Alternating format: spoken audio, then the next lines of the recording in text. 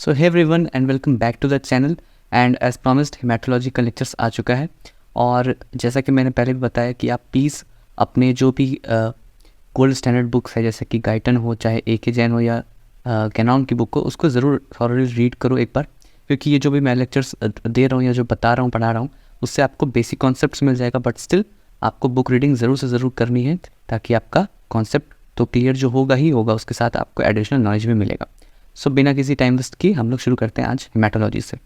तो हम लोग सबसे पहले बेसिक्स से देखते हैं कि हम लोगों को हेमाटोलॉजी में क्या क्या चीज़ें पढ़नी, और जो भी इंपॉर्टेंट क्वेश्चंस आए हुए एग्जाम में मैं बस उनको ही कवर कर रहा हूँ। तो वो बहुत इंपॉर्टेंट है, आपके बेसिक कॉन्सेप्ट्स को भी कवर कर लेंगे और एग्जाम में भी आपको यूनिवर्सिटी एग्जाम से सेमेस्टर एग्जाम्स में काफ़ी हेल्पफुल होंगे। तो सबसे पहले हम लोग देखते हैं what is the meaning of haematocrit. Haematocrit क्या होता है?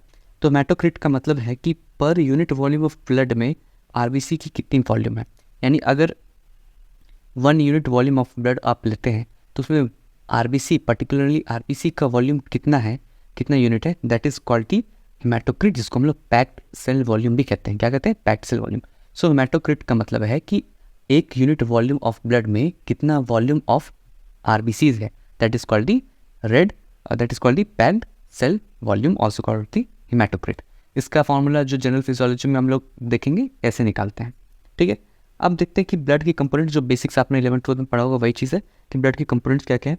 तो सबसे पहले आप देख रहे हो कि यहाँ पर आरबीसीज 45% है। ठीक है, पैक्ड सेल वॉल्यूम की एक्चुअली जो वैल्यू है वो 45 के अप्रॉक्स होती है। 45 नॉर्मल वैल्यू होती है पैक्ड सेल वॉल्यूम।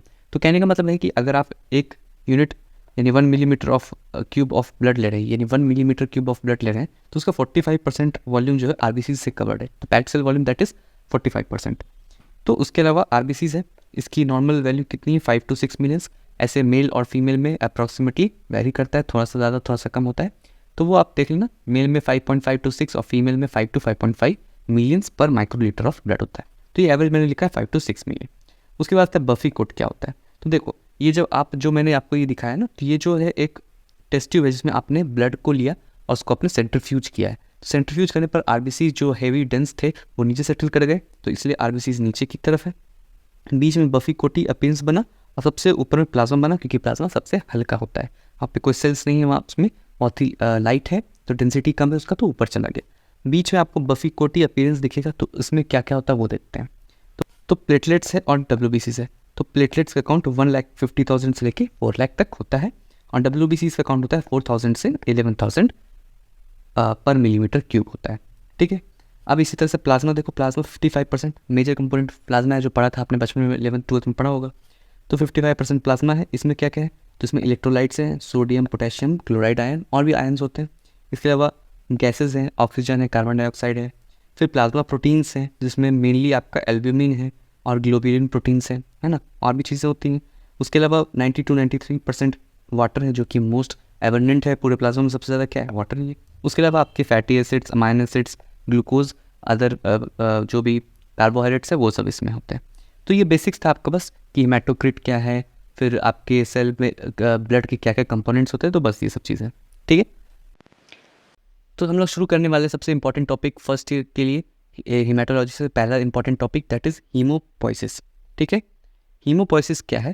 तो हीमोपोइसिस का मतलब है एक ऐसा प्रोसेस जिससे कि आपके जितने भी ब्लड जो है, फॉर्म्ड एलिमेंट्स जो ब्लड में होते हैं, उनका फॉर्मेशन होता है। ठीक है, तो क्या क्या स्टेप्स है? सबसे पहले देखो, एक स्टेम सेल होता है, यहाँ पर देखो लिखा हुआ है, that is pluripotent multipotent uncommitted stem cell, that is also called haemocytoblast. क्या मतलब इसका? देखो, प्लूरीपोटेंट का मतलब या क्या होता है? मल्टीपोटेंट मतलब कि एक ऐसा सेल जो कि अलग अलग तरह के सेल्स को प्रोड्यूस कर सके। Multi means many, and potency मतलब प्रोड्यूस करने की एबिलिटी है उसमें। एंड सेकेंड थिंग यहाँ पर लिखा है अनकमिटेड। अनकमिटेड का मतलब है कि आगे हम लोग पढ़ेंगे कि कुछ सेल्स होते हैं जो कि कमिटेड होते हैं। कमिटेड का मतलब होता है कि वो एक पर्टिकुलर लीनिएज को ही प्रोड्यूस कर रहे हैं। कहने का मतलब है कि वो किसी पर्टिकुलर सेल टाइप को ही बनाएंगे, लेकिन ये अनकमिटेड है, यानी ये सारे सेल टाइप्स को बनाएगा। कमिट हो गया तो जैसे वो बनाएगा सिर्फ ग्रेनुलोसाइट्स को या मैक्रोफेजेस को ही सिर्फ बनाएगा, तो वो होता है कमिटेड। ये अभी फिलहाल अनकमिटेड है। ठीक है, इसके बाद देखते हैं कि इसमें कौन कौन से इंटरल्यूकिन्स लग रहे हैं, कौन से साइटोकाइंस है जो इसको सिग्नल दे रहे हैं आगे डिफाइड होने में, डिफ्रेंशिएट होने के लिए दे रहे हैं। तो पहला है इंटरल्यूकिन 1, 6, 3, देन GMCSF यानी कि granulocyte macrophage colony stimulating factor. आगे देखेंगे उसको क्या क्या फैक्टर्स उसको देखेंगे। तो अब देखते हैं कि टोटल देखो 1, 2, 3, 4, 5 5 लीनिएजेस में ये डिवाइड हो रहा है, डिफ्रेंशिएट हो रहा है। पहला हो गया प्रो इरेथ्रोब्लास्ट, नाम से पता चल रहा होगा प्रो इरेथ्रो का मतलब हो गया आरबीसी इसका। तो प्रो इरेथ्रोब्लास्ट जो है वो आरबीसी का क्या है, आरबीसी का लीनिएज में सबसे ऊपर है। आरबीसी के लीनिएज पे यानी कि प्रोड्यूसिंग जब आरबीसी बन रहा है उस जो आगे हम लोग देखेंगे अलग से आरबीसी के फॉर्मेशन को, तो सबसे ऊपर कौन है, तो प्रो इरेथ्रोब्लास्ट से शुरू होती जर्नी आरबीसी के बनने की। फिर आता है माइलोब्लास्ट, फिर monoblast, lymphoblast and mega karyoblast. यहाँ पे समझ रहे हो ब्लास्ट का मतलब होता है highly dividing cells, blast means dividing cells, highly dividing cells. तो माइलोब्लास्ट से फिर बनता है आपका जो भी ग्रेनुलोसाइट्स है, BEN, बेसोफिल, न्यूट्रोफिल, इओसिनोफिल, यानी कि ग्रेनुलोसाइट्स बन रहा है। मोनोब्लास्ट से क्या बन रहा है, आपका मोनोसाइट्स बन रहा है। क्या बन रहा है, मोनोसाइट्स, मैक्रोफेजेस बन रहा है। ठीक है, उसके बाद आता है आपका लिम्फोब्लास्ट, जैसे बनता है लिम्फोसाइट्स। फिर आता है मेगा कैरियोब्लास्ट, जैसे बनता है आपका प्लेटलेट्स। चलिए उसको आगे करके देखते हैं। तो प्रो इरेथ्रोब्लास्ट से यहाँ पर फिर से GM-CSF ये जो लगा, ये जो साइटोकाइन या फिर कह सकते हैं फैक्टर्स जो है आगे डिस्कस करेंगे, वो लगा, उससे बना अर्ली नॉर्मोब्लास्ट, फिर इंटरमीडिएट नॉर्मोब्लास्ट, फिर लेट नॉर्मोब्लास्ट, फिर रेटिकुलोसाइट और लास्ट में आरबीसीज। ये आरबीसीज का जो है ना पर्टिकुलरली हम लोग आगे देखेंगे, आरबीसी के फॉर्मेशन में देखेंगे, इरिथ्रोपोइसिस में देखेंगे। तो अब इसको यहाँ पर रहने देते हैं। तो जस्ट एक ओवरलुक कर लो कि अर्ली नॉर्मोब्लास्ट, फिर इंटरमीडिएट, फिर लेट, फिर रेटिकुलोसाइट, फिर इरिथ्रोसाइट। आगे हम लोग इसके पर्टिकुलर हर स्टेज का कैरेक्टरिस्टिक्स पढ़ेंगे। अब आते हैं माइलोब्लास्ट पर। तो देखो माइलोब्लास्ट पर लगा granulocyte, macrophage, colony stimulating factor, interleukins. ठीक है, ये लगा तो ये माइलोब्लास्ट से बन गया प्रोग्रेनुलोसाइट। प्रोग्रेनुलोसाइट यानी ग्रेनुलोसाइट बोल दिया, यानी ग्रेनुलोसाइट सारे होंगे इसमें, BEN, बेसोफिल, न्यूट्रोफिल और इओसिनोफिल। तो यहाँ पर अलग अलग जो भी सेल्स बन रहे हैं उन सब के अलग अलग तुम्हारे साइटोकाइंस हैं। तो सबसे पहले देखो बेसोफिल के लिए इंटरल्यूकिन 4 है, न्यूट्रोफिल के लिए ग्रेनुलोसाइट कॉलोनी स्टिमुलेटिंग फैक्टर है, और इंटरल्यूकिन 5 है तुम्हारे इओसिनोफिल के लिए।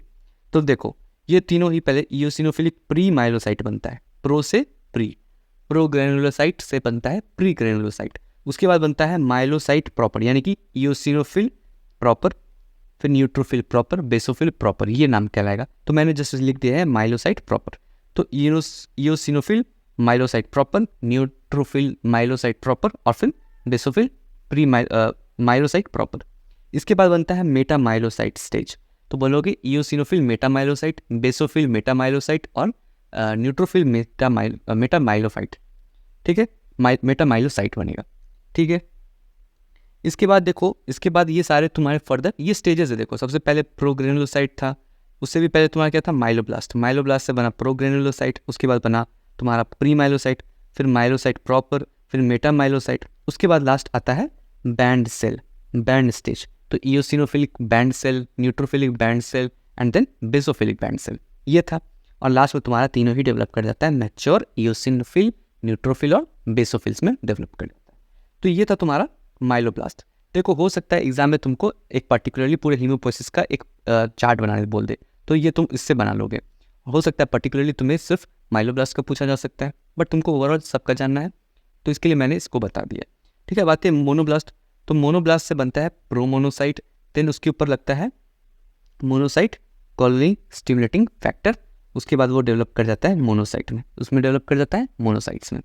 फिर इसी तरह से तुम्हारा लिम्फोसाइट का है, तो लिम्फोब्लास्ट से तुम्हारा प्रोलिम्फोसाइट से लार्ज लिम्फोसाइट, फिर वो पर्टिकुलरली जाकर के डिफ्रेंशिएट किया स्मॉल टी लिम्फोसाइट और स्मॉल बी लिम्फोसाइट में। सो ये था granular leukocyte, this is agranular leukocyte. बेन बेसोफिल, न्यूट्रोफिल, इओसिनोफिल ग्रेनुलर में, और ए ग्रेनुलर में लिम्फोसाइट और लिम्फोसाइट बी और टी लिम्फोसाइट्स। अब लास्ट में आता तुम्हारा प्लेटलेट्स का मेगा कैरियोप्लास्ट, जिसपे तुम्हारा लगा granulocyte macrophage colony stimulating factor, उससे बना pre megakaryocyte, pro megakaryocyte, फिर बना ग्रेनुलर मेगा कैरियोसाइट, और लास्ट में डेवलप करके मैच्योर होकर बन गया platelets, also called as thrombocytes. तो ये पूरा एक चार्ट है जो कि बहुत ही इंपॉर्टेंट है। ठीक है, तुम्हारे पूरे हीमोपोइसिस को ये एक तरह से समराइज कर रहा है। So this was the first lecture of the haematology series. अगले वीडियो में हम लोग डिस्कस करेंगे इरेथ्रोपोइसिस के बारे में, जो कि बहुत ज़्यादा इंपॉर्टेंट है और उससे काफ़ी ज़्यादा क्वेश्चन पूछे जाते हैं कि कैसे होता है, उसके फैक्टर्स अफेक्टिंग द इरेथ्रोपोइसिस, वो सब चीज़ों को हम लोग देखेंगे। So please subscribe this channel and like the video, और प्लीज़ शेयर करो अपने दोस्तों के साथ ताकि उनको भी इस वीडियो से बेनिफिट हो। So till then have a good day, let's meet in the next video.